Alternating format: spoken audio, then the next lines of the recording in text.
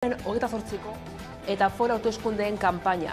Maiatzaren 28an dira hauteskundeak eta beraz, legearen arabera, 16 egun lehenago hasi beharko luke kanpainak hain zuzen ostegun gauean. Iruñean eta Gasteizen abiatu dute gaur goizean kanpainako hasiera ekitaldia alderdi nagusiek. Hiri berdinetan eta ordu antzerakoetan hasiko du talde bakoitzak ahalik eta hautesle gehien erakartzeko lehia. Kanpainak 15 egun irango ditu. Maiatzaren 26an bukatuko da gauerdian eta hautesleek azken eguna izango dute hausnartzeko. Kaixo eguerdion, udal eta foro hauteskundeen kanpaina hasiko da gauerdian eta alderdi nagusiek dagoeneko hasi dute kanpainako hasiera ekitaldia. Atzo EAJak agerraldia egin zuen eta Ramiro Gonzálezek EAJko Arabako aldun gaiak honakoak esan zituen EH Bilduren gobernatzeko erari buruz. Garrantzitsua zer den jakinda gobernatuko dugu, eta personak gure politikaren oinarri izaten jarraituko dute. Jendea nekatuta dago EH Bilduren gobernatzeko moduarekin. Gobernatzen duten udalerriek ez dute aurrera egiten.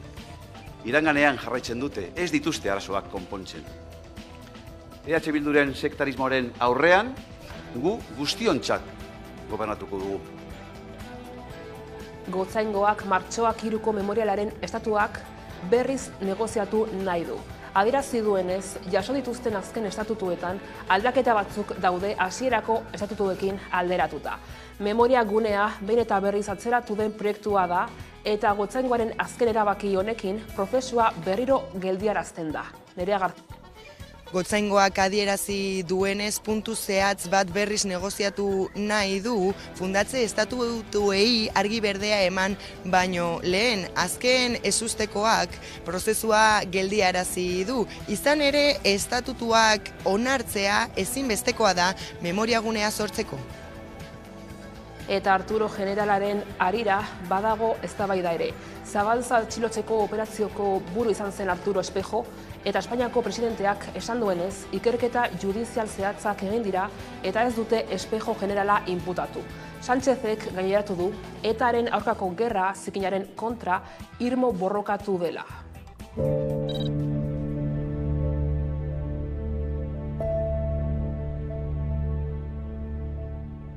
Lo primero, no existe una resolución judicial concreta en el que se haya imputado formalmente al general Espejo y se le haya condenado.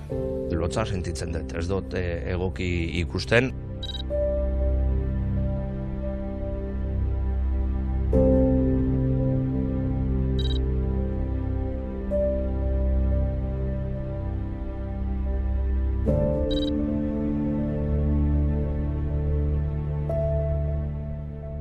Me parece impresionante que se dé esta respuesta, inaceptable, sobre todo cuando se está presumiendo de ley de memoria democrática. Ni los suyos en Euskadi les entienden.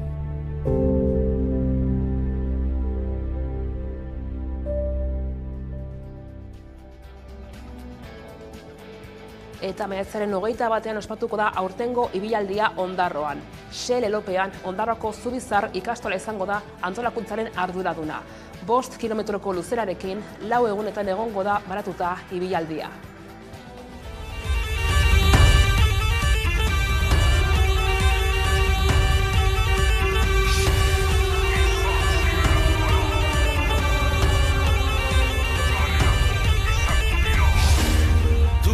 Txaportuan herria esnatu da itxasaizeak dakarren sekretua zainetan kresala eta mingainean olatua ematen jarraitzeko gure kantua.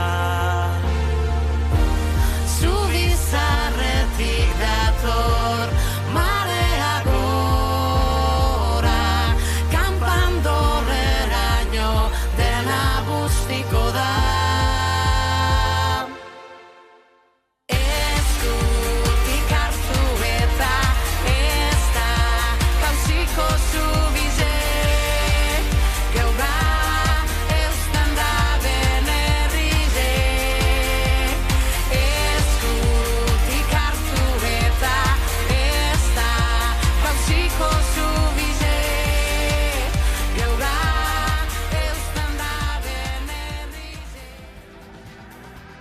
eguneko titularrak aipatuta heldu diezaiogun eguneko gai nagusiari.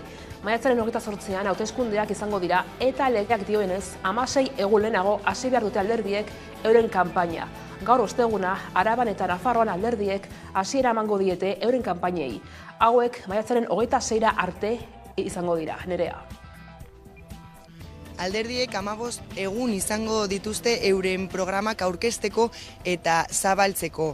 Araban, PSE, EAJ eta Elkarrekin alderdiek ostegun arratzaldean antolatu dituzte euren lehenengo ekitaldiak. EH Bilduk eta PPek berriz ostegun goizean egin dituzte. Nafarroan berriz UPNek, PSNek, Zurekin Nafarroak, Geroa Baik eta EH Bilduk arratzaldean antolatu dituzte Iruñako zenbait lekutan.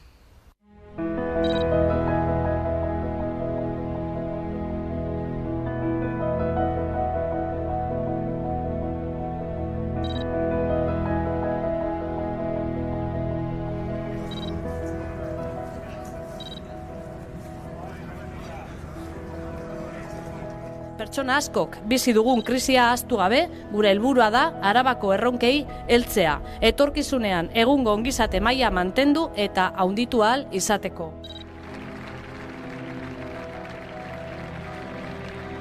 Autogobernua eta ongizatea banatu ezin den binomioaren parte direlako.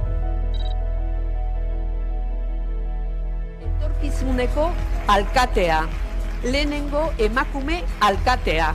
Horixe behar du Donostiak. Exigir a las instituciones apoyo económico para garantizar escuelas infantiles suficientes y gratuitas. No se ha hecho nada esta legislatura, no se ha hecho nada en la legislatura anterior y no se va a hacer en la siguiente si no cambia el gobierno. Argi eta garbi momentu honetan, Nafarroan gobernu progresistak eratzeko gobernu anitzak eratu beharko ditugu. Eta Gotzaingoak martxoak 3ko memorialaren estatutuak berriz negoziatu nahi du. Adierazi duenez, jaso dituzten azken estatutuetan aldaketa batzuk daude hasierako estatutuekin alderatuta. Memoriagunea behin eta berriz atzeratu den proiektua da eta Gotzaingoaren azken erabaki honekin prozesua berriro geldiarazten da. Maiatzaren lehenengo astean Gasteizko udalak iragarri zuen martxoak 3ko memoriala sortzeko aurrera pauso bat eman zuela. Memoriagunea jasoko duen parrokiaren lursaila erregularizatzeko tramitea onartu du. Hala ere, ekimena berriz geldiarazi da. Radio Vitoria irratiak argitaratutako datuen arabera, Gotzaingoak oraindik ez ditu fundatze estatutuak sinatu. Dioenez, jaso dituen azken estatutuek zenbait aldaketa jasotzen dituzte, batez ere puntu zehatz batean. Gotzaingoaren asmoa da berriz negoziatzea puntu hori erakundeekin eta elkarte memorialistekin. Iturri ofizialek adierazi dutenez, Eusko Jaurlaritzarekin harremanetan daude. Izan ere, fundatze estatutuak onartu behar dituzte Lakuak, Gasteizko udalak, martxoak 3 elkarteak, Memoriagarak eta Gotzaingoak. Azpimarratu dute puntu horren aldaketa argitu nahi dutela estatutuei argi berdea eman baino lehen. Bestalde, esan bezala beste tramite batzuek aurrera egin dute. Gasteizko udalak martxoak 3ko memoriagunea jasoko duen parrokiaren lursaila erregularizatzeko beharrezko hirigintza tramitea onartu du. Partzelazio proiektuak aurreikusten dituen lursail berezietan, elizaz gain, hainbat higiezin daude, hala nola Koldo Mitxelena, Odunda Praiz eta Iparralde Gizartetzea. Arabako aldizkari ofizialean argitaratu ondoren, hilabeteko alegazio epea irekiko da.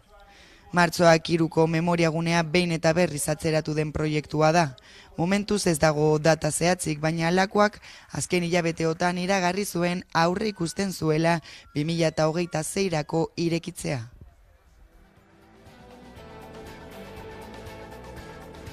Bestetik, Usansolo herriarentzako lege aldaketa bat proposatu dute EAJak, EH Bilduk eta Elkarrekin Podemosek kongresuan. Bizkaiko foru arauak errespetatzea galde egin dute eta Espainiako gobernuaren esku utzi dute erabakia. Usansoloko bizilagunen borondatearen alde egitea eskatu dute alderdiek, ikusi.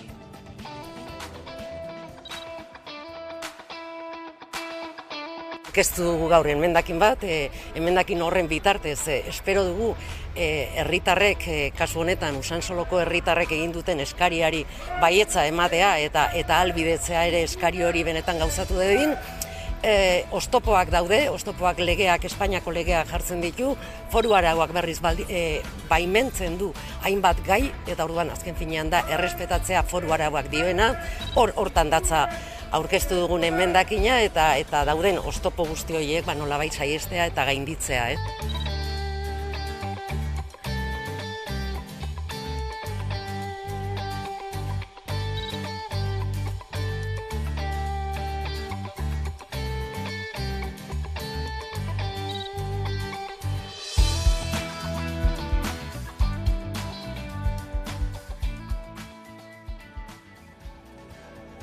Zaintza sektorean grebak deitu dira asteon Bizkaian. Batetik, elak deituta, zahar egoitzetako langileek 14 eguneko greba zikloa abiatu zuten atzo. Bestetik, astelenean eta asteartean adimen urritasuna duten pertsonei arreta ematen dieten 4 elkarteek greba egin zuten.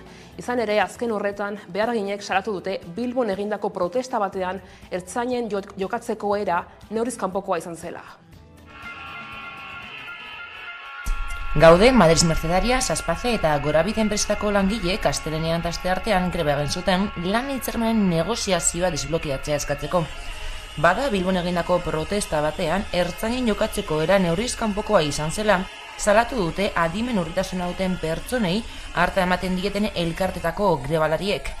Bizkaiko zaintzarloko beharginen kontra ertzaintza oldartu zen, eta poliziaren indarkeria salatu dute langileek. Izan ere, grebalariek azaldu dutenez erasoak ugariak izan ziren, eta bultzada baten ondorioz bi behargin hartatu behar izan zituzten ospitalean. Eta Basurtoko bihotz kirurgiaren lekualdatzeak geldirik jarraituko du. Izan ere, EAEko Justizia Auzitegi Nagusiak azaroaren 16an ezarritako kautelazko neurriei eustea erabaki du.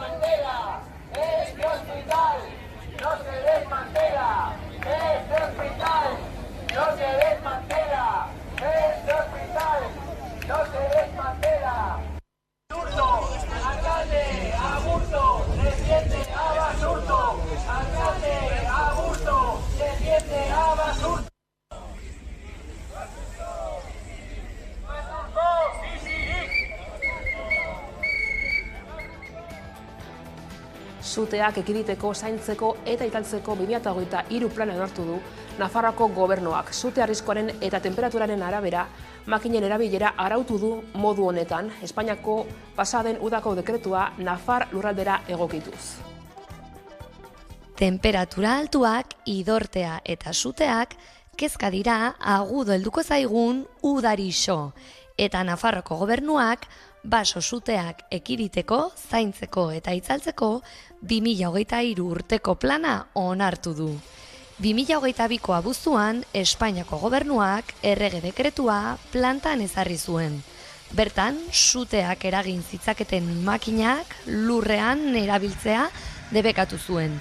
Orain, Nafarroko gobernuak dekretu hori lurraldera egokitu du, suteak ekidin zaindu eta itzaltzeko plan berri bat eginez. Nafarroan txinpartak edo deflagazioak sor ditzeketen makinak erabiltzeko baimenak onartu ditugu jarduera mota bakoitzaren arabera, eta dakizuenez erabilpen hauek errege dekretuak debekatu zituen.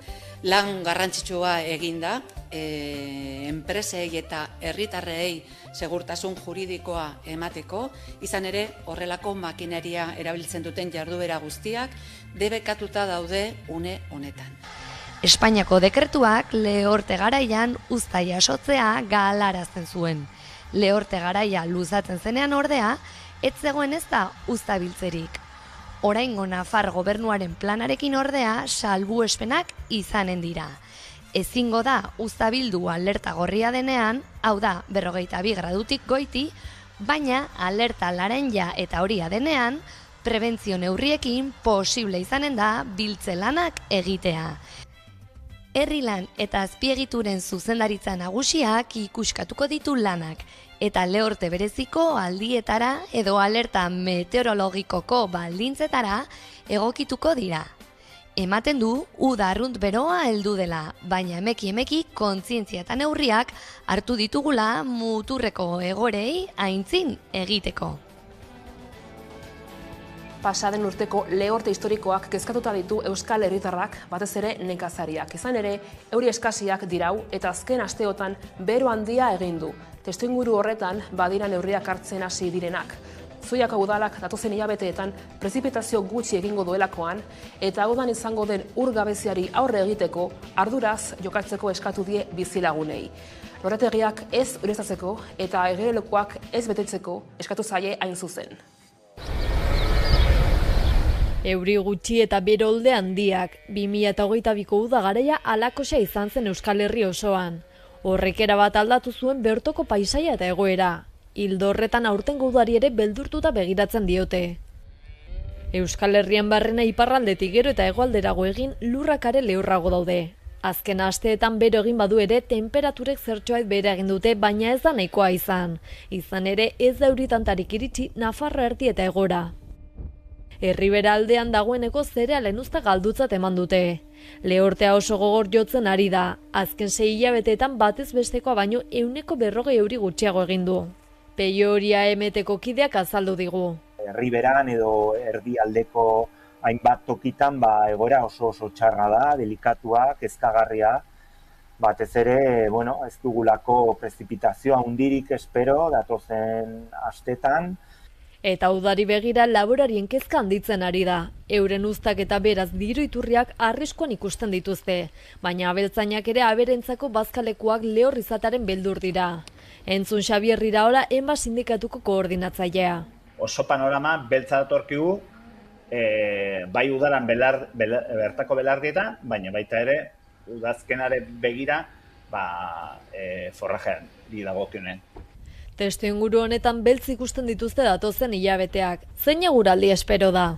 Prebizio txarrak dira, esporekoa da udarik ez dakit beroena, baina segurazki berenetako bat, eta momentu honetan baso zute handien portaeran kezka handia dago. Claro, beroa eta ur falta gehitzen baldin badira, arriskua biderkatzea normala da. Momentuz jakina dena, azken egunotako euritan eta urriak ez direla nahiko izan urtegi batzuk betetzeko. Energiari helduz, eguzki parke bat eraikitzeko baimena eskatu du INR Energia berriztagarrien ekoizleak Senperen Lapurdin. Senpereko Zaloaga gunean egingo lukete, 3 hektareako hedadura izango luke, eta arriskurik gabeko hondakinak lurperatzeko instalazio ohiaren gainean eraikiko lukete, zabortegi gainean. Ipar Euskal Herrian ere energia berriztagarrien aldeko apustua egiten ari dira. INR Energia berriztagarrien ekoizleak eguzki parke bat eraikitzeko baimena eskatu du Senpereko Zaloaga gunean dagoen zabor biltegian kokatzeko helburuarekin. Biltagarbi kudeatzen dituen lurretako baten gainean eraiki nahi dute, arriskuri gabeko hondakinak lurperatzeko instalazio ohiaren gainean. INR-ko zuzendaritza batzordea jakinarazi du sozietateak eraikitze baimena eskatu duela dagoeneko Senpereko herriko etxean, eta biltagarbik jada adierazi du proiektua begi onez ikusten duela. 3 hektare hartuko dituen proiektu herrikoia litzateke, eta urtero 2,3 gigabat ekoiztera iritsiko lirateke. 500 etxe kontsumitzen duten elektrizitatea adina ekoiztuko lukete. Proiektu horrekin INR-en ekoizpena ahalmena 5 aldiz biderkatuko da. Senperen joango den eguzki parke hori 2024 amaieran eraikitzen hastea espero dute.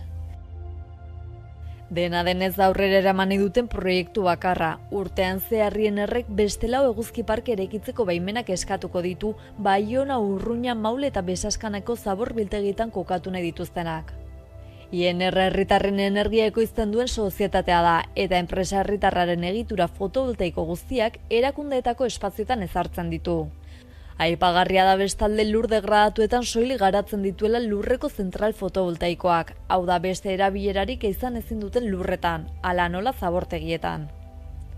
Erabaki horrekin, INR-ek ziurtatu bere proiektuak ez direla eremu naturaletan edo laborantza lurretan gauzatuko, lurre espekulazioa aktibatu gabe eta beste erabilera batzuekin hala nola etxebizitzarekin lehian sartu gabe.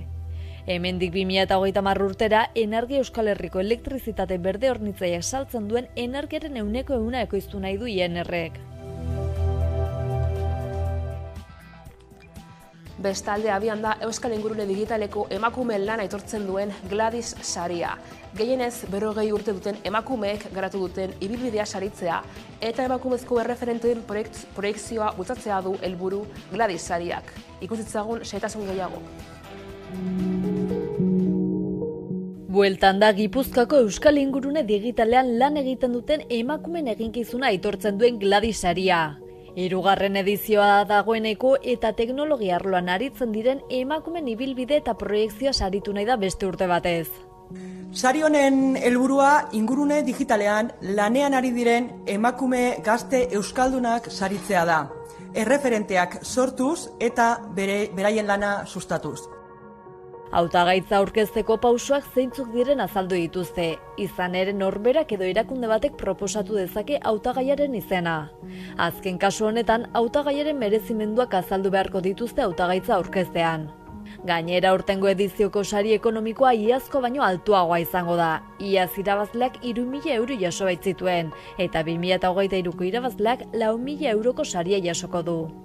Horrez gain irabazlari bere jarduna azaltzen duen bideo laburra grabatuko zaio, antolatzaile gazten artean zabaltzeko.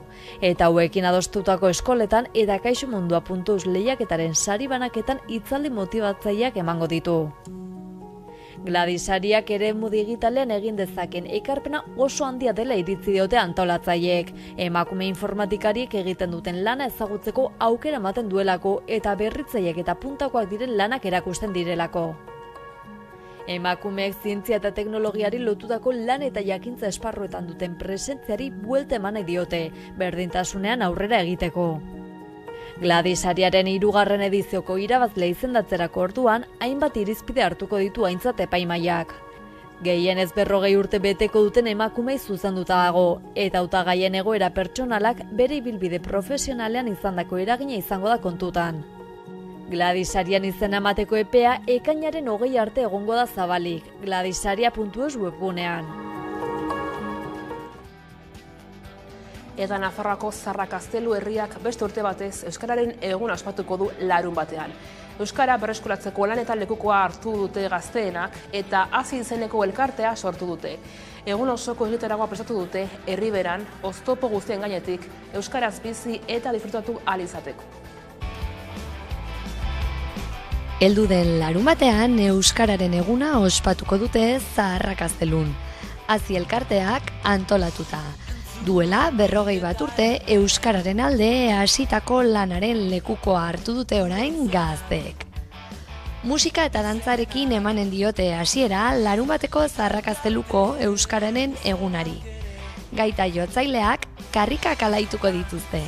Herriko abesbatzak kantuan arituko da ezker eskuin. Eta emakumeen elkarteko dantza taldeko kideak eta eskolako txipienak dantzan arituko dira. Eguerdian herri bazkaria 300 lagunendako. Eta txaldean puzgarriak, eskupilota txapelketa eta eguna ongi finitzeko trikitiz taldearen emanaldia izanen da. Hazi elkarteak urtean zehar hainbat ekitaldi antolatzen du. Errate baterako Olentzeroren besta. Pasaden abenduan, 32. edizioa izan zen. Gainera, orain agerraldia mugimenduarekin bat eginik, aurrendako jolasteka proiektua plantan ezarri dute. 20 neskamutil baino gehiagok parte hartzen dute astean behin. Herriberako euskararen berreskuratze lanetan jota zu Zarrakazteluko herritarrak.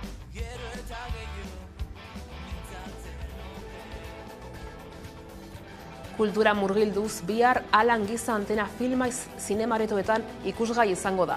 Alanek 11 urte ditu eta uda bakarti batean Giza Antena lanak egiten amaitzen du objektu egarari ezagunekin obsesionatuta dagoen bizilagunarentzat.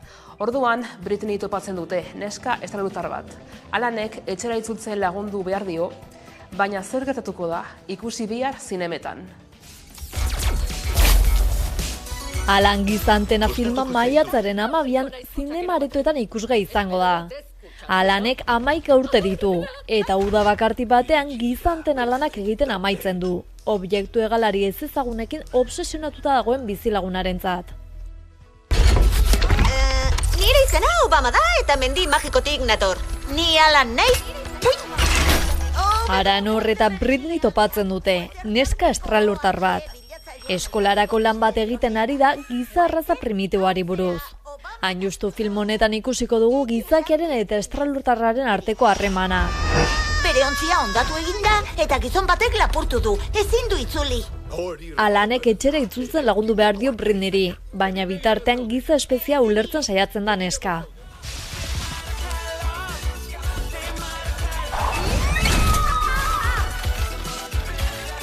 Presidente ordeak Giza Antenari.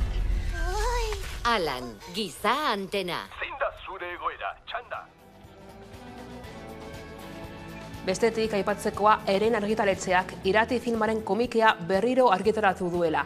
Komikia filma sortzeko abiapuntua izan zen eta aspaldi agortu ziren aleak, baina orain hau irakurtzeko aukera dago berriro ere.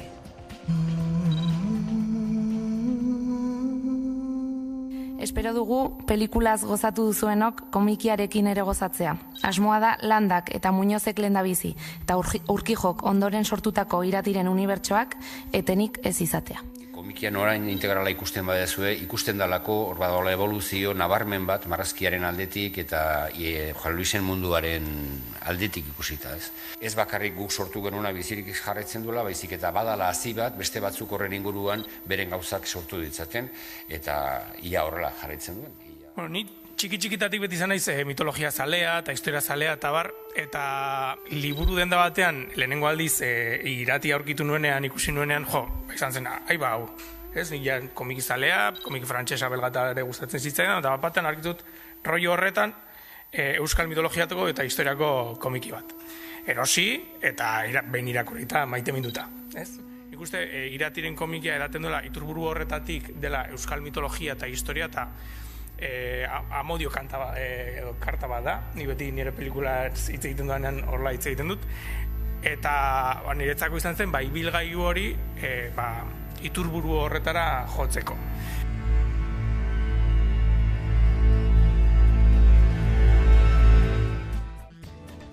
Eta kiroletan, Gasteizko udalak plataforma bat prestatu du Frantziako Tourreko 3 etapetan voluntario izateko izena emateko. Parte hartzeko izen emateko epea zabalik egongo da, ekailaren 1 arte, Nerea.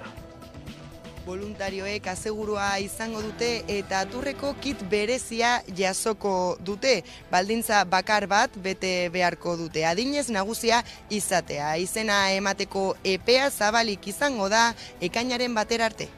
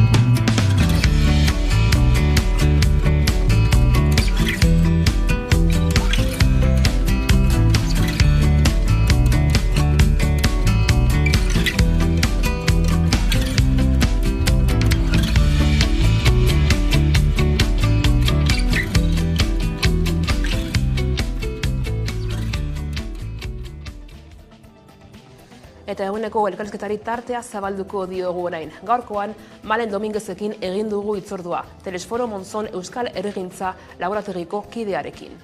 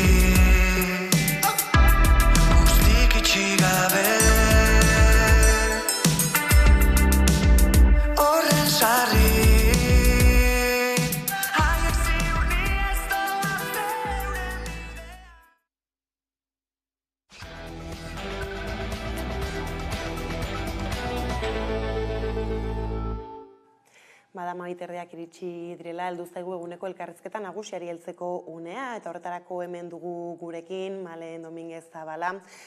Telesforo Monzon Euskal Herrigintza Laborategiko proiektuen koordinatzailea, ondo etorri gurera. Eskerrik asko. Eta tira ez, Telesforo Monzon Laborategiak nahiz eta ibilbide oso luzea ez izan, hainbat eta hainbat ekimen bai dituela esku artean, egindako lanketak ere tartean, eta hor bada bat agian sona berezia baduena naziometroa dena, orain gutxi aurkeztu dituzue azkenaren emaitzak, hor burujabetza nahiengatik galdetu egiten da, eta baita ere ez, urte bakoitzean bestelako gai bat aukeratzen duzu, orain honetan osasungintza izan dena, ez? Hala ere, hasteko burujabetzaren nahien bueltan, ez? Zer da aurreko urtearekin, aurreko aldiekin alderatuta nabarmentzen zaiguna? Bueno, lehenengo mila esker gonbidapenagatik. Lehenengo, igual, nabarmenduko nuken ideia da, aurrekoekin alderatuta, baina mantentzen den joera moduan, badagoela Euskal Herrian populazioaren zati handi bat, bere etorkizun politikoaren gainean erabaki nahi duena. Orduan, badago joera bat gorakorra edo berakorra dena, neurketa bakoitzean aldatzen da, baina hori nahi hori badago populazioaren artean. Gerosago setuko dugu hori, izan ere, bai gura dizugu galdetu ez, zautzen ez duenarentzako ere ez, zertan datzan naziometroak berak ez zer helbururi erantzuten dio? Ikusten dugu egunerokoan politikaren munduan edo jendartean orokorrean, bai dagoela burujabetza, independentzia eta termino horien inguruko saltxa badago egunerokoan gure artean orduan, naziometroa sortu zen nolabait, independentzia, autogobernua, burujabetza, pixka termino horien inguruan jendeari galdetu, eta ikusteko denboran zehar nolako bilakaera daukan nahi horrek edo herri nortasun horren bilakaerak, eta orduan esan bezala orain arte hau 5. neurketa izan da, orain arte urtean 2 egiten ziren, baina erabaki genuen bilakaera bat benetan aztertzeko denboran nolako bilakaera duen, ikusi behar dela urteko joerak zein diren. Orduan, azkeneko 2 urtean behin egin ditugu, iazkoa udaberrian egin genuen, hezkuntzaren gaia hartuta, ohiko seriaz gain, eta aurtengoa osasun sistemaren ingurukoa izan da. Orduan, naziometroa finean da Olaso Dorrea Fundazioa eta EHUren arteko lankidetza hitzarmen baten fruitua edo. Eta hor, batzorde akademiko badago galde sorta prestatzen duena, diseinuan laguntzen duena, eta gero hori egikaritzen duena aztiker izaten da, bai internet bidez inkesta horiek burutzen, eta baita telefonoz. Orduan, aurten guztira 1.600 inkesta, 1.600 pertsona inkestatu ditugu, 1.200 inguru internet bidez, eta 200 bat telefonoz. Bai, ez da, azaldu diazu orain apur batez orokorra nola egiten den, ala ere badu berezitasunik justu naziometroak bestelako inkestatzuekin alderatuta, ez zerk egiten du berezi? Hori da. Esan dezakegu Euskal Herrian burujabetzan nahia edo burujabetzan nahia aztertzen duen barometro bakarrenetakoa dela, ez bada bakarrena, eta izaera nazionala dauka, hau da Euskal Herria bere osotasunean kontuan hartzen du, 3 eremu administratiboak, EAE, Ipar Euskal Herria eta Nafarroa, eta ulertzen dugunez bakoitzean errealitate bai sozial, politiko, administratibo ezberdina dagoela, prestatzen ditugun galderak ere egokitzen ditugu, bakoitzean terminologia bat ulertu daitekeen moduan ulertuta egokitzeko, eta pixkat inkestak batez ere telefonoz egiten direnean, azalpenak ematen dira propio ondo ulertu dadin dena, eta bakoitzak bere irudikapen edo irudimen kolektibo horiek ondo ulertzeko. Eta zergaitik ez, nazio mailako ez, inkesta hau egin ez, zer importantzia du horrek? Ikusten dugu beste barometrorik ez dagoenez, ez da bakarrik hutsune bat betetzen duela, baina bai beharra daukagu ikusteko gure herriaren inguruan edo gure jendeak bertan bizi garenok nolako pertzepzioa daukagun gure erabakitzeko eskubideaz. Bai, nik uste behar batetik sortzen dela, eta batez ere kalean dagoen behar bati erantzuten diola. Orduan, politika egiteko edo ikerketak egiteko edo besterik gabe gure jendartea ulertu nahi badugu ikusi behar dugu nolako bilakaera daukaten gure herritarren nahiek, borondateek eta benetan aldaketa bat egin nahi badugu munduan, ulertu behar dugu nolakoa den mundua. Orduan, naziometroak nik uste horri erantzuten diola. Eta horren eskutik ere badator beraz ez justu gobernantza ereduagatik eta Euskal Estatuarengatik galdetzea. Hori da. Bai, nik uste guztiz lotuta daudela. Naziometroaren neurketa bakoitzean serieko galderak deitzen diogunak egiten ditugu. Horiek dira justo gobernantza, autogobernua, erabakitzeko eskubidea, pixkat gai horiek ikutzen dituzten galderak. Eta bai, nik uste ezinbesteko funtzioa betetzen duela. Bentsago ez, hasieran buru jabetza nahien bueltako ez lehenbiziko titularra bota diguzu ala ere ez, horixe gobernantza ereduarekin eta Euskal Estatuaren bueltan zer bestelako ez dakitez ideiak nabarmendu dira? Titularrak botatzen joango naiz, egun hauetan sare sozialetan zabaldu ditugu, baina pixkat titularrez gain sakontze aldera. Aurreko neurketarekin alderatuta, laugarrenarekin, iazkoarekin, ikusi dugu iaz gailentzen zen estatu eredua, edo jendeari galdetzen diogu nolako estatu eredua nahi dezu, ez? Gaur egungo testuinguruan oinarrituta da, orain arte gailentzen zena, erabakitzeko eskubidea, autonomia erkidegoi erabakitzeko eskubidea eman behar dien eredu hori izan da. Eta azkeneko neurketa honetan aldatu da hori, eta lehenengo postu horretara pasada edo jendeak gehien aukeratu duena izan da eskumen edo kompetentzia gehiago nahi dituen estatu eredua edo autonomia erkidegoka banatuta, bada ere, ezakit, autonomistagoa den oraingo inkestaren emaitza, edo, bai ikusi da joera aldaketa hori.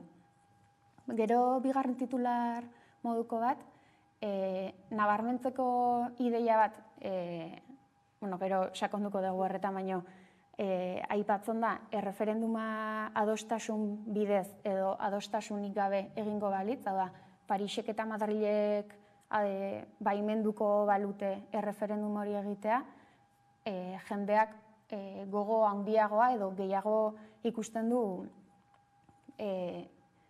adostua balitz gertatzeko aukera handiagoa eduki beharko lukela edo gertatu beharko lukela. Aldiz, adostua ez balitz edo debekatuko balute, hor jendeak ikusten dio erreferendumari ez dakiten mesfidantza handiagoa edo agian zilegitasunarekin lotuta izan daiteke.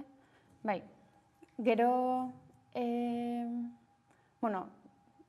komunikabideetan asko entzun da, independentziaren kontra dago jendea alde baino gehiago, eta pixkat sensazionalismotik joda titularroiek botatzean, eta egia da independentziaren nahi hori neurketa batzuetan beherantz joan dela, baina ezin dugu hartu datu soil eta bakan bezala, eta jo drastikoa da, eta ikusi behar dira beste neurgailu batzuk ere, eta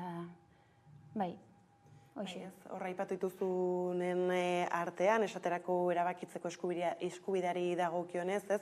Horre jendaren nahi hori apaldu egiten dela ez aipatu duzu, ez?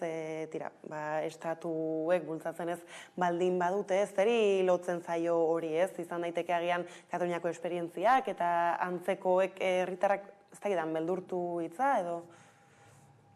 Nik uste oso goiz dela edo zer esateko, Ez naiz ausartuko ezer esatera, baina datu hauek sakonki aztertu behar ditugu, eta lehen ez dut aipatu, baina orain udaberrian egin dugun neurketa honen irakurketa sakonago bat, edo kualitatiboki hobeto aztertzeko saio bat, udazkenean egiteko asmoa daukagu, iaz ere egin genuen formula berdinean, eta esperientzia ona izan da, datu horiek hobeto irakurtzea aldera, eta kanpoko batzorde akademikoan ez dagoen jendearekin kontrastatu, ikuspegi anitzagoak bilatu, eta horregatik esaten dizut, ez dut ezer esango, ze udazkenean ikusiko dugu, nolako irakurketa sakona eta hobea egiten dugun lortutako datu hauen gainean. Eta gero horretaz aparte behintzate bai erakutsi du bosgarren naziometro honek, ez dela gauz bera independentziaz galdetzea edo eta Euskal Estatu baten inguruan galdetzea, ez? Nola ezberdintzen dituzue, ez? Inkesta bera garatzerako orduan eta hemen zera gertzen zaigu? Bueno, nik usteet jendeari independentziaz hitz egitean izan daitekela zirt edo zart edo oso polarizatua egon daiteken terminoa dela iruditzen zait, hori, drastikoki hartzen den erabaki bat, erdibideko faserik ez duena, edo ez irudikapen hori eduki dezake jendeak, eta horri, izan daiteke jendeak horrekin lotzea independentziaren terminoa, edo horrela tratatu delako, edo diseitzuratzen jundelako, ez, konotazio jakin bat hartu duelako terminoak. Baina aldiz Euskal Estatuaren inguruan hitz egitean, izan daiteke estatu egiturek edo estatu batez hitz egiteak segurtasun handiago bat eman dezakela, ondo antolatutako sistema bat izan daitekela, berme bat ematen du, begiratzen dituzunean jendearen kezkak zein diren, nire da lan aurkitzea edo ez dakit, nire seme alabek etorkizunean aber nolako bizitza edukiko duten, segurtasuna, jendartearen segurtasuna ere bada jendea bereziki kezkatzen duen gai hoien artean goiko postuetan kokatzen dena, eta orduan estatu egitura batzuek izan daiteke pertsona batzuei asetzea edo suposatzea segurtasun bat zentzu horretan. Orduan nik usteet bi termino horien artean jokatzea badaukala jendearentzako pertzepzio ezberdina.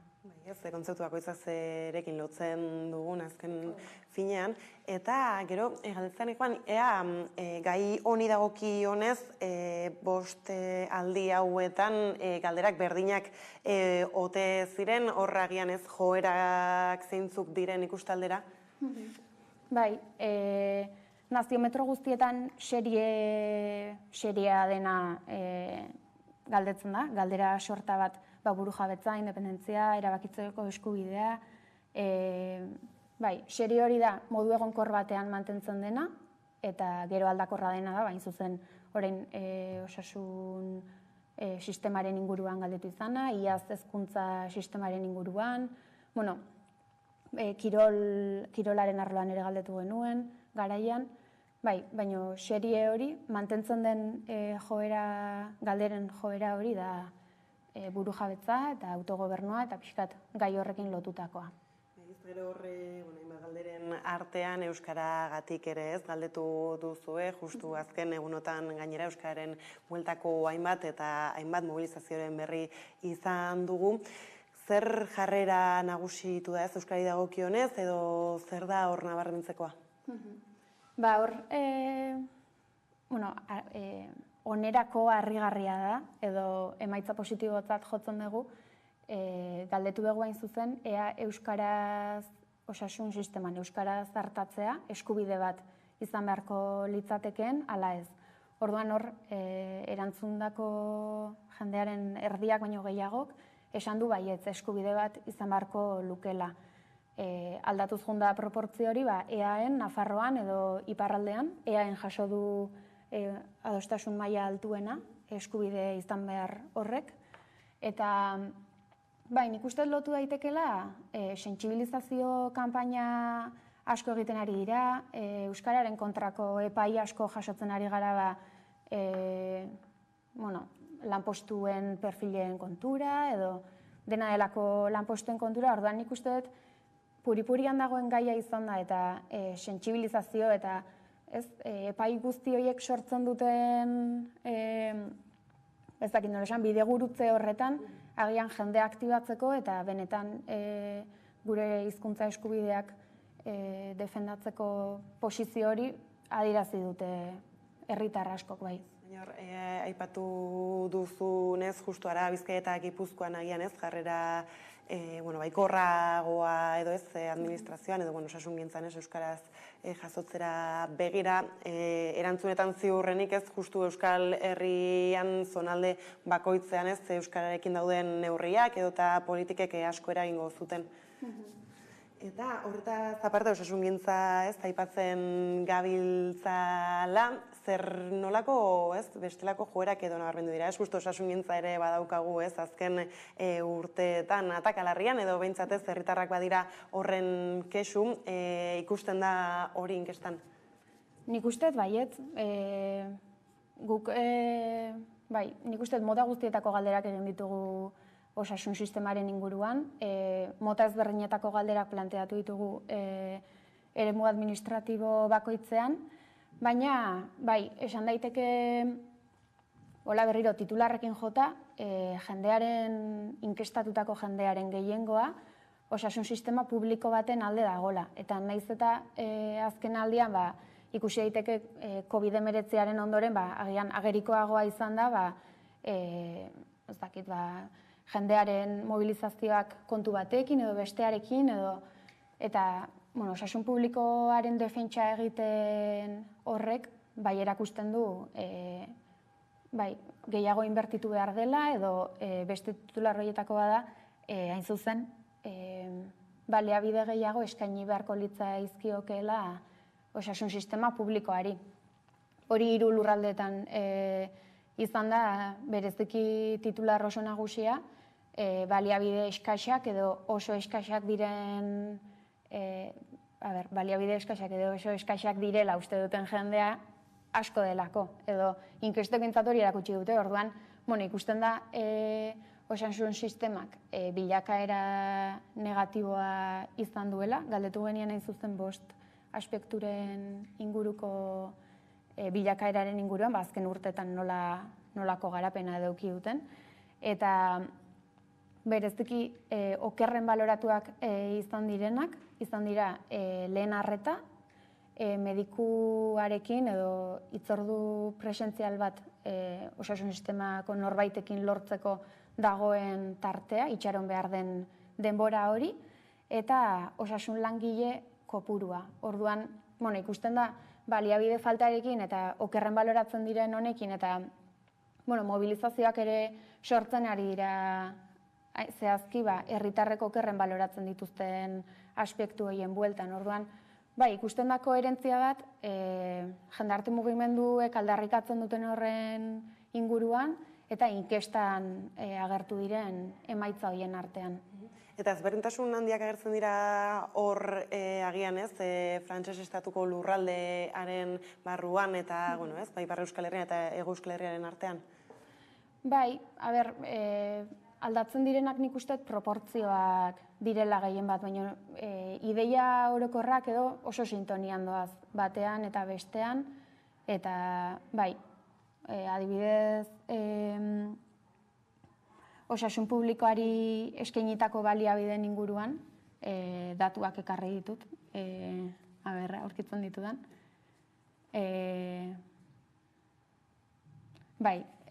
Adibidez, igual beste ideia bat eutxiko diot hobeto, hain zuzen Euskal Herriko lurralde ezberdinen artean, hori oraindik ez dut aipatu, osasun sistema ezberdinen arteko integrazioa aipatzen denean, edo hori batez ere planteatzen genuen, eremu administratiboen arteko mugetatik gertu bizi den jendeari, igual, Arabar Errioxan bizitzera, eta, gauza bat, zure dagokizun ospitalea urrunago daukazu beste bat baino, edo, eta kasu horretan jendeari hori galdetuta, integrazio bat egon beharko luken, jendearen erdiak uste du baiet, EAen adibidez 42% da aldekotasun hori agertzen duena, Nafarroako inkestatuen artean 45% esaten du hori, eta Euskal Hirigune Elkargokoen 42%. Orduan, proportzioak hor, lehen esaten izun bezala aldatzen dira, baina joera edo, badago adostasun bat, berez sortua dena edo sortzen dena, hori, bai. Eta, aipatu dituzu mendatu batzuk badira hor beste hainbeste ez, zer nolako etxeko lanak uzten dituzte? Nik uste dut alde batetik, datu hauek gehiago analizatu eta irakurketa sakonago bat egiteko beharra daukagu, bai guk eta sarean dago emaitzen txosten osoa, orduan nahi duenak hori hartu eta irakurri eta aplikatu dezake erabakiak hartu behar dituztenek edo tokian tokiko eremuetan, orduan etxeko lanak nik uste direla ikusi herritarrek zer dioten eta pixkat erantzun horri. Behintzat hor da deialdiare zabalik ez, kuskusatzeko eta nahi duenak erabiltzeko eta bukatze aldera manentira ez, Telesforo Monzon laborategiaren baitan beste hainbeste lan ere baituzuela aipatu dugu hasieran, honekin lotuta agian ez, periskopioa ere badaukagu, baina tira ez, baituzue hor hainbat lan. Zeintzuk dituzu orain bereziki ez dakit esku artean, edo zerekin zabiltzate? 11 proiektu ditugu eta denak oso interesgarriak dira, baina nik ona batzuk ekarri ditut. Alde batetik Txillardegi gogoeta gunea, hizkuntza politikaren bueltan, hausnartu eta egungo egoeraren analisi bat egiteko taldea da. Bertan jende ezberdina biltzen gera, euskalgintzan gabiltzanon artean. Eta urtengo erronka pixka da, iaz jardunaldi bat egin genuen 21. mendeko hizkuntza politika nolakoa izan behar den ikusteko, Euskararen legeak 40 urte bete zituen iaz, eta ez da aldatu, eta ikusten dugu lehen aipatu ditugun epaiak, eta zerbait egin beharra dago, gure 21. mende honetan nolabait erantzuteko orduan, taldeetik bilatzen ari gerana da, tailer batzuk antolatzeko asmoa daukagu orain, mintegi batzuk, pixkat horretan sakontzeko, hizkuntza politika zer den, nolako oinarriak izan behar dituen, edo nola egiten den hizkuntza politika, edo pixkat gai horien inguruan hausnartzen hasteko, eta behar horiek identifikatzen hasteko asmoa daukagu, eta horretan ari gera oraintxe bertan. Gero bestalde batetik, urtarrilean bukatu zen Gipuzkoako herritarren batzarra, klima aldaketa eta herritarren partaidetza eta pixkat nolabait uztartzen dituen proiektua izan da. Eta oso esperientzia baikorra da, Gipuzkoa mailakoa izan da. Eta Euskal Herrian horrelako gehiago martxan jartzeko bidean ere bagaude. Beraz, dira ez, gure izarda dituen erronkei erantzuteko ez, adibide batzu badira hauek, esan duzun bezala ez, beste hainbat ere baituzu esku artean, eta laburbiltzeko eta bukatzeko ez, zer da ez, laborategiak eta guztiek ipar horratz dutena? Nik uste, gogo eta egin herri honen etorkizunaren inguruan, aspektu ezberdinak kontuan hartu, eta pixkat jendartea mugitzen duten edo jendartean dauden gaiei heldu eta erronka diren korapilo horiek nolabait hartu eta xaxatzea, irtenbideak bilatzen hastea, pixkat akuilu lan hori egitea. Horrekin hemen utziko gu elkarrizketa adi izango gara ez, bai azterketa honek emango dituenei eta esku artean dituzten beste guztiei, mila esker Malen gaur gurekin izatearren, eta hartzearren. Eskerrik asko zer. Eta horrela iritsi gara albistegaren bukarara, besterik ez gure aldetik, horiek izan dira gaur eguerdiak gurean gaur utzi dituenak. Gogoratu guztiak eta gehiago nahi duzuen aldiro 11.eus atarian daudela eskuragarri. Gero arte ondo izan.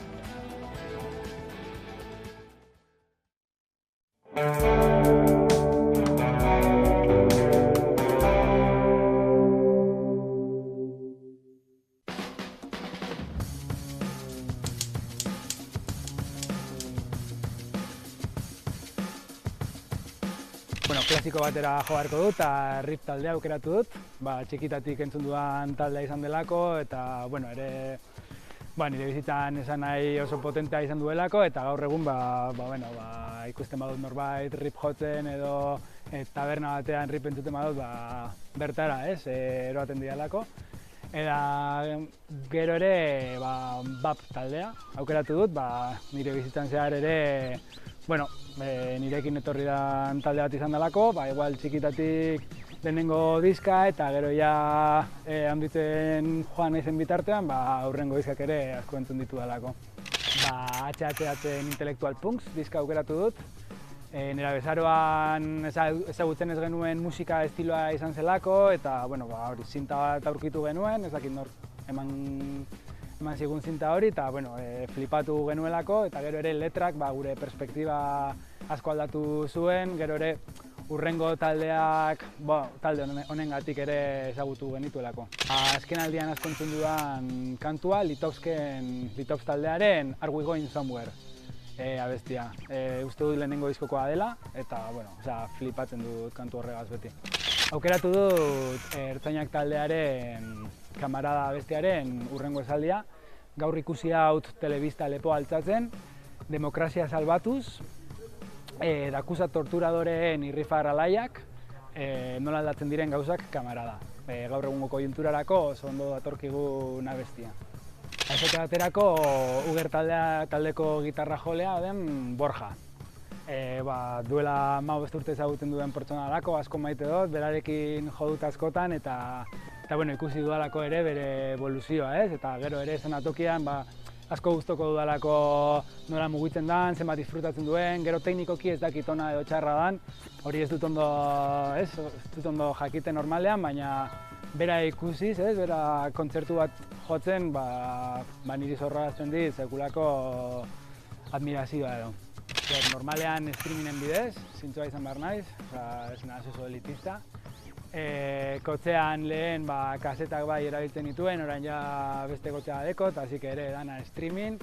Eta igual egun on bat badekot, igual kuartoan jarriko viniloren bat, edo baina normalean ere etxean streamingen bidez. Niretako leku berenak dira, besteen lan indarrean sustengatzen ez diren leku edo espazio ezberdinak, zentzu honetan gaztetxeak, ateneoak, etxe okupatuak, ez dakit. Eta bereziki Bilboko Aldezarreko zazpikatu gaztetzea, txikitatik egon garelakoan, gure talde guztiekin jodukulako bertan, soinua ere oso guapo da, lehen sala bat zan, osoa, ez dakit, eta hori bereziki emozionalki ere pisu pizka dukalako, eta zazpikatu gaztetzea. Beti etxean sentitu arazi didan leku bat, Putzuzulo gaztetzea, orain Zarautzeko udaletxeak bota nahi duena. Eta ez dakit, sekulako familia polita daukagulakoan, beti disfrutatu dugu. Eta azkenean espazioak berak pertsonak egiten dituzte, orduan, Putzuzulo. Ez da igual soinu onena inoiz izan, baina etxean